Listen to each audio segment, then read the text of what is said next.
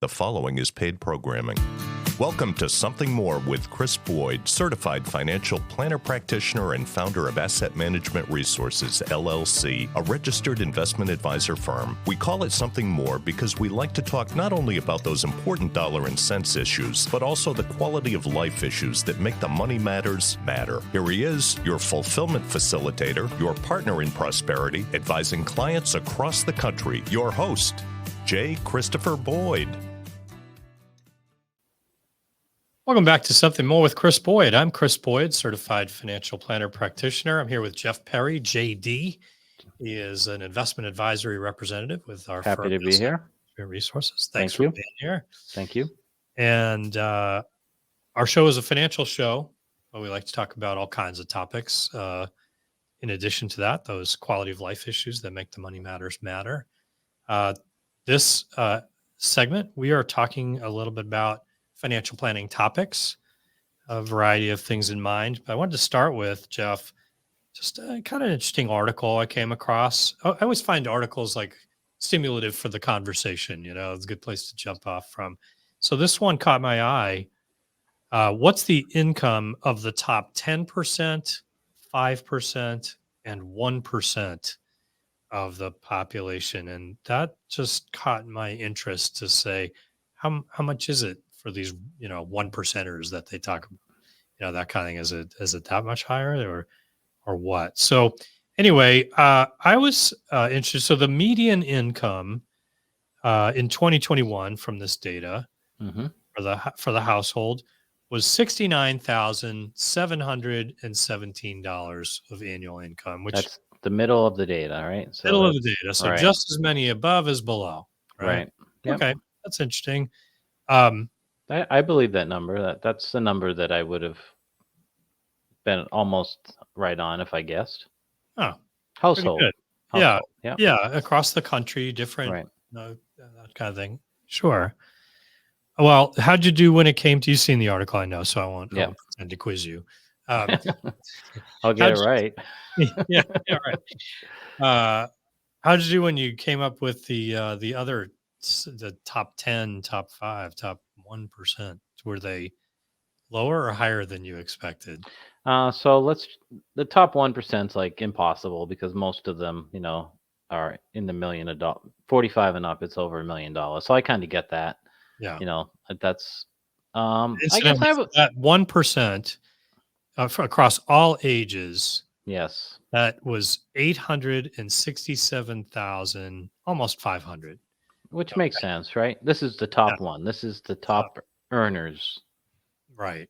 Yep. So that's pretty cool. It's the same, boy, wouldn't that be nice, right? Aspirational, right? Yep, right. But at the same time, your point about demographics, this article went on to say, well, if you're in different ages, they broke it out a little differently, so that that's across all ages. But if you're in the top 1% and you're, say, nearing retirement age, it was well over $1 million. But if you're 75 and older, top 1% is 463,000. Yeah, which so is presumably in retirement, passive income, assumably. Yeah. Anyway, that was kind of interesting too. I did notice that.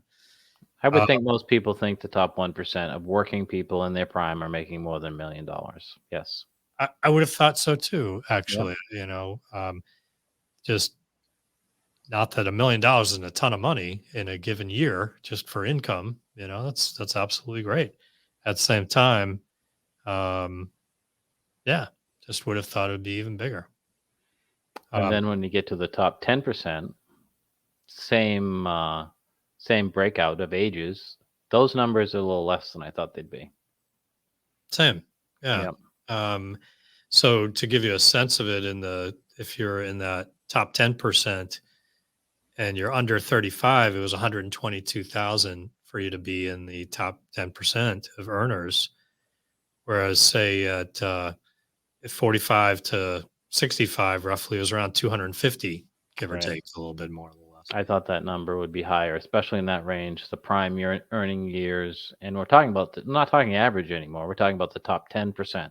Yeah. So I thought that would probably be up, 3, 4, 500,000. Yeah. Yeah. Same. And interesting here too, in retirement, 75 and older, Mm-hmm. that top 10% is people having an income of 128,000 Yeah. or more. Um, isn't that surprising, right? I That's guess. lower than I thought it would be. Yeah. Yeah. Well, anyway, kind of fun, kind of interesting, not necessarily definitive in any way, but so the meat this against all demographics again. Right. So the top 10% was on average just under 200,000, 191,000 and change. For the top 5%, it's around 290,000, and the top 1% we said was about 867,000 change. So kind of interesting. What's the takeaway from this, though? Well, one of the takeaways, the first thing I thought of when I saw this is, are tax rates going to go back to what they were before the Trump administration in 2025? And because then we're going to hear the debate of the 1%ers, the 10%ers Yeah, yeah. about tax Who's, rates. who's When getting you, more benefit? Yeah. So and fair share, right? right, So I mean, it does stand to reason that people who pay more in taxes when there's a tax benefit would have more benefit from that because they have more skin in the game, right? right, In a sense, this whole situation with the Tax Cut and Jobs Act, hmm, it's important for people to remember that everyone's tax rates hmm, go up when this expires. The Tax Cut and Jobs Act reduced tax rates, and how quickly one goes into those rates they got extended. So right, it took more income to get pushed into the next tax bracket. So when this is reversed, tax brackets will go higher, and tax rates will go higher, but the right, brackets to for go you to get lower. into them will go lower. And then, So taxes, unless there's a intervention by the new Congress after the 24 election, if you will, yeah, um, income tax net are going to go up. yeah, and one of the big items in the Tax Cut and Jobs Act was that standard deduction Hmm. got doubled, I think, in that scenario. So most people now don't have to do itemized deductions they're better off generally with that standard deduction. So, this is interesting. I wonder what will happen. Will there be motivation to help all taxpayers keep their taxes lower? Or, again, we know that we talked with guests in the past, about the deficits and the debt that is accumulating. And there is an ongoing need to offset some of that debt, and so revenues enhancement, which is to say higher taxes, is part of the answer to that potentially. Throw So I think entitlement programs in that as well, and that's some real needs. you've got a big mess of coming up in the future. So, Yeah, and that was interesting. That we talked about that last week. That hmm, there's it seems like it's on people's minds a little more than was expected. I was kind of thinking this would be a problem for down the line, but well, it is certainly something that has to be addressed at some point. down the line's coming quicker than we think. It does. It does. Well, anyway, so taxes is one issue. Sure, I think one of the things that you and I were talking about in before we started recording, and the segment was the idea that it's not just about what you make; it's what you keep. And Exactly. the Boy, idea, we see that so much with people. yeah, affluence is maybe a phrase. This was, I think, from The Millionaire Next Door, but the idea that affluence refers to having a good income and good good, Right. good cash flow coming through, and maybe you can afford a nice car and a big house and all this kind of stuff from your income, but wealth is the accumulation of assets, Right. and that's not necessarily the same thing. Some people have affluence but do not have wealth, and it's important to make sure that whether or not you have a great deal of income, that you are doing some basic things to be preparing for your future needs, creating that wealth for your future. Earning $1 million does not make you a millionaire, Right. Yeah. That's, I right? mean, it seems As like an simple as that is, but yeah. yeah. Susie Orman, we tend to, not as big a fan of Susie Orman as some people are, I guess, but sometimes simple advice is very true, right? Yeah. And she had an article recently just making this point. You said you Yeah. saw it as well. I did. Uh, Last weekend, she published an article, and she's always been about the basics. And I think that's a good, yeah, that's her niche. sometimes And fundamentals, right? absolutely. That's it's just getting the right fundamentals gets you a good outcome. Yep. She talked about the things she's been talking about. Well, she's retired now, but she still pokes her head out, I guess. Yeah, Um, she's publishing stuff, and right. yes, So, she talks about in this article, which was on Yahoo Finance last Saturday, I guess it was, live below your means. So I guess that's what we're talking about, right? Just that whole mindset of not just spending everything you have. And that's, simple I but see, not always easy, right? it's the old, I graduated from college. Got my first real job. I need to buy a new car and get an apartment and load it up with all new stuff. And Yeah, to people living in retirement and not calculating their budget and how much money they have. And, they're simple principles, but they're a little bit more dynamic when you put individuals in it because they're making yeah, and decisions, right? and even people who have means,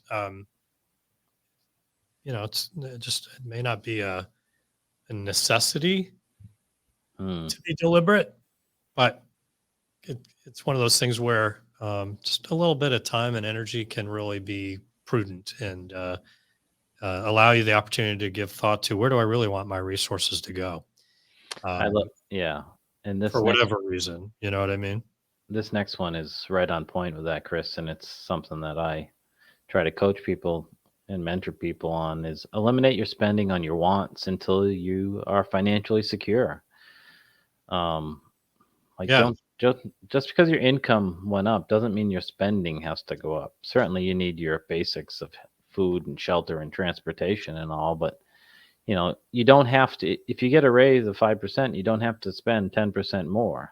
Kind of the principle, right?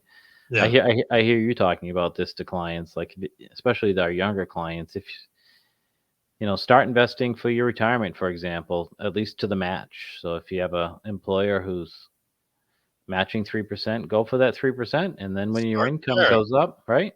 Yeah, I mean, Yeah, start there in that insofar as if you don't, you're taking less salary than you're entitled to. exactly. So take advantage of that, right? And that the employer is doing it as a match because they want to incentivize you to save for your future retirement. So That's right. do take advantage of it. But then Mhm. you get increases. How do you deal with that? I didn't. I don't want to steal your thunder. You were No, going. no, go ahead. This is what I was getting at. Finish. Yeah, the idea that let's say you get a 2% raise, a 3% raise, take half of that and yeah, go ahead and keep that, put it in your pocket, have it for spending, inflation, Right. or whatever it might be. But allocate 1%, 2% of that toward your future retirement savings. Every time you get a pay increase, I think that I forget whose advice this was. Might be Dave Ramsey. I don't know, Jeff. I know he's Yeah, you're a fan it, of his, but it certainly it's goes right with it. Right. either or whether it was Rick Edelman or Dave Ramsey or somebody, one of these guys. I remember hearing this and thinking that's simple and beautiful, right? That's right. The idea that Painless. Painless. just take a little bit of that extra. You're not used to using it anyway. Set it aside for tomorrow's future goals, and you won't feel it. You won't miss it. But now, every time you get a pay increase, if you can get that up to 10% of your income going toward savings for retirement, now you're in a position where you're really likely to be on a path for financial security. Yep. Data proves that out 10%, 15% number. If you're doing that long term into a good fund, a good allocation that's right for you, Yeah. you have a good chance of building wealth. And the last thing she says, which I just love because it's so true for us in our family, find the joy in savings. Like, it's not Something encouraging some sure it's not something that's just it's not a plain. punishment. No, Yeah. it's not a punishment. You should be able to see the joy in it. And if you set yourself some goals, some financial goals or life goals, and you monitor those goals, we talk about goals a lot, and you Mm. track those goals, you're going to be able to see that money that you're not probably missing in the example we're talking about of building a retirement savings, and you can achieve your goals. So, and it can be joyful. It's like my usual commentary on budgeting. Budgeting isn't punishment, it's permission, right? So Right. if you Right. budget something and you give yourself permission to spend a certain amount of money on something you want to do, such as vacations, then you have permission to do it. So, One of the things you can't help but think about, though, is we talked about some of these uh, people in these high income earners and so forth. But what if mhm, you're not one of those people? And that's also maybe just different set of challenges, but ultimately the same task at hand is um, to grow wealth. Ultimately, you have to find a way to live within your means. yeah, And if you make less, it may be more challenging, and sometimes it may take a sidetrack where you have to invest in your education or invest in something that will help you to that's right. have increased opportunity. And it can, there can be sort of setback, two steps back or one step back before you get the two steps forward, Right. kind of thing. But it can be ultimately, of value to do that. I think, what does that mean? I mean, I think sometimes it's challenging to say, uh, you really want to question your choices of how you spend, what you spend. We get so accustomed to lifestyle. Mhm, How could someone live on an income under, let's pick a number, $50,000 around mhm, here? How do you possibly save when you right. need to pay for housing, you need to pay for transportation, you need your cell phone, you need your entertainment, et cetera, right? Utilities and so on, insurances, it all adds up, right? And Right. there certainly are instances where it becomes challenging to say, can you do it all? Can you meet it all? Can you make it all meet? The challenge becomes maybe in saying, oh, well, one, is there a different job? Right. Can I get more in? Or how do I have less go out? That's And right. when you have a modest means, less go out is very difficult to do, but maybe it means, to your point about the new car, maybe it's a different kind of vehicle. Maybe it's not living, then maybe not ready for the house just yet, but you need to share an apartment with others or whatever it might be. Yeah. Or they're The living at home, or Right. whatever it might be. These are not easy necessarily options, but sometimes these might be, the necessary step as the side step in order to get ahead later on. Even people of that those are points well taken, but even people who are in the middle, if you will, or even above the middle, I think that's where a lot of the spending happens when people are not challenged with their cash flow. They're not worried about food, housing, Yeah. transportation, that they're meeting their needs. And that's when I think budgets and spending can start to get out of hand. And maybe that if they don't have goals, if they're not monitoring your spending and all the things that we talk about, they can be missing an opportunity. And then when people get closer to retirement, these numbers really come into focus because they're leaving their accumulation and their earning opportunities, if you will, and coming up with income for the rest of your life, which we talk about a lot, is a number that you really have to zone in on. And then, it's a more complicated and less flexible equation because you've missed opportunities throughout the decades. And it You does, didn't have the runway. Yeah. yeah, it depends where you live too. We talked about the first in the first numbers, $67,000 was the median household income. Yeah.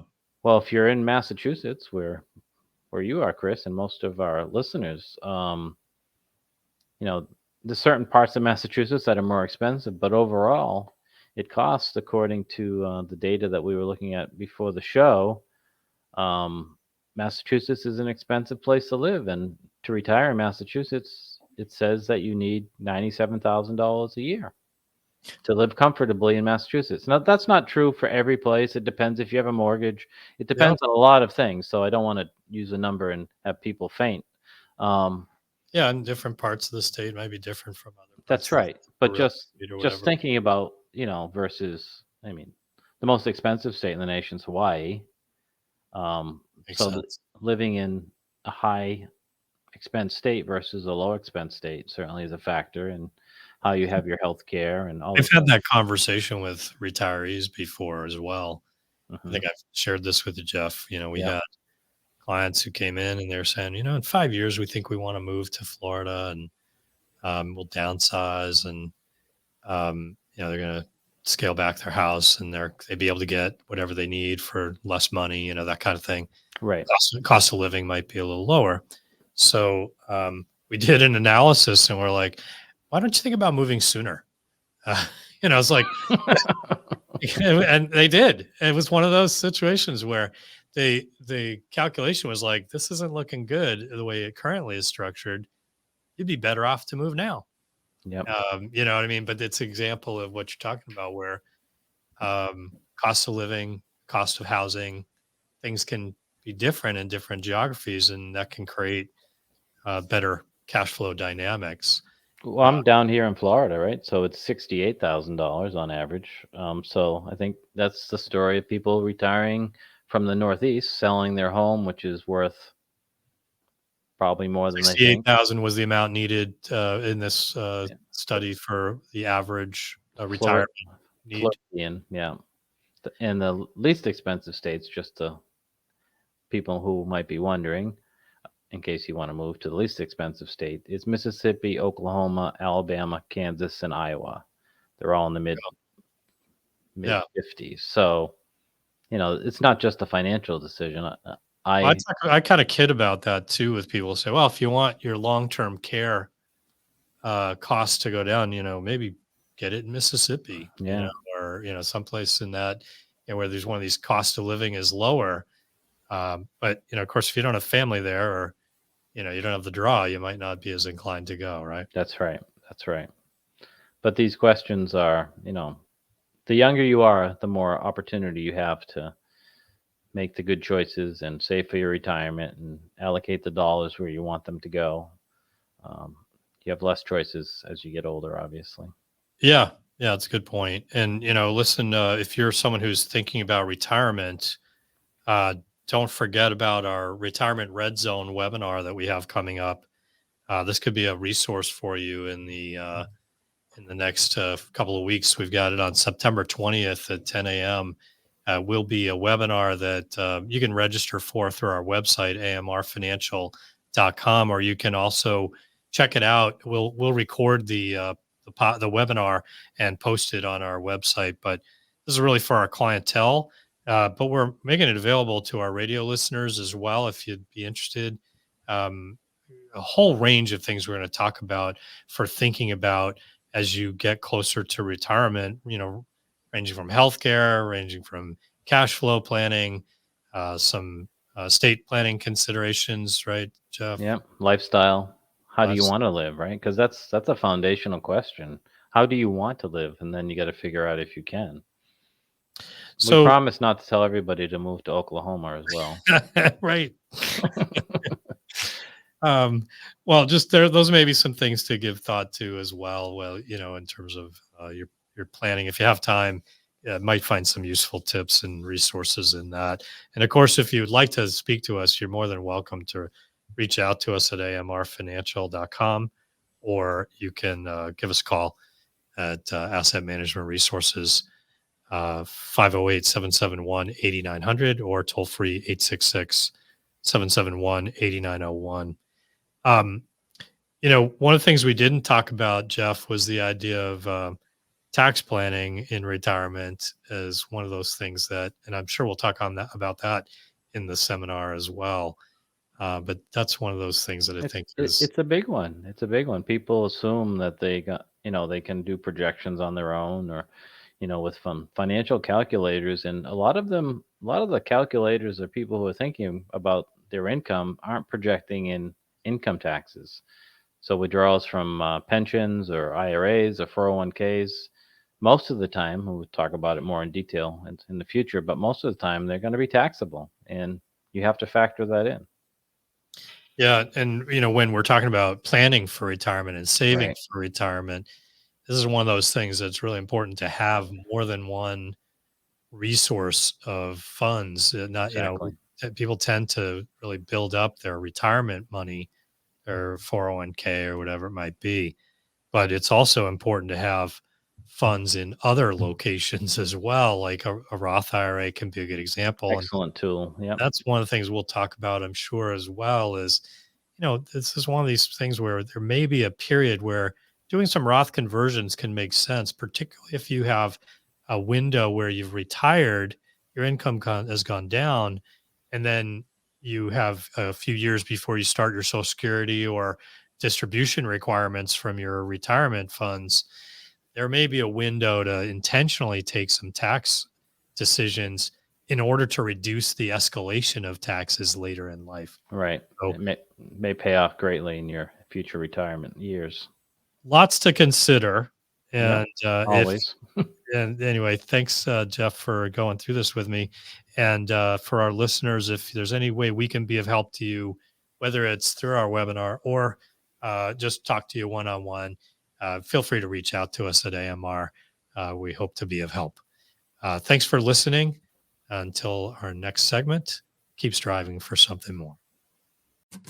Thank you for listening to Something More with Chris Boyd. Call us for help, whether it's financial planning, portfolio management, insurance concerns, or those quality of life issues that make the money matters matter. Whatever's on your mind, visit us at amrfinancial.com or call us toll free at 866-771-8901 or send us your questions to radio@amrfinancial.com. You're listening to Something More with Chris Boyd, Financial Talk Show. Asset Management Resources, LLC, and J. Christopher Boyd, CFP, provide investment advice on an individual basis to clients only. Proper advice depends on a complete analysis of all facts and circumstances. The information given on this program is in the nature of general financial comments and cannot be relied upon as pertaining to your specific situation. AMR, LLC cannot guarantee that using the information from this show will generate profits or ensure freedom from loss. Listeners should consult their own financial advisors or conduct their own due diligence before making any financial decisions.